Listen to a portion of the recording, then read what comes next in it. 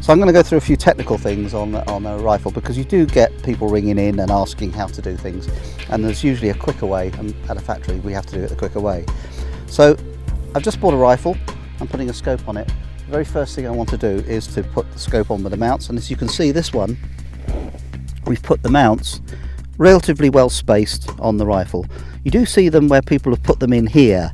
The rifles generally universally are designed to give you the right eye relief and the right stock length. So we put everything so the saddle of the scope is just behind the magazine. You've then got to get the scope crosshairs level. So a little trick I learned a few years ago comes from the US Marine Manual of Snipers, and we've adapted it for our own use, which is to take a piece of paper or something you can see with a straight edge. Make sure that the rifle's unloaded, because you're going to be looking down the wrong end of it. This rifle's unloaded. Wind the zoom down to minimum and put the rifle on the piece of paper.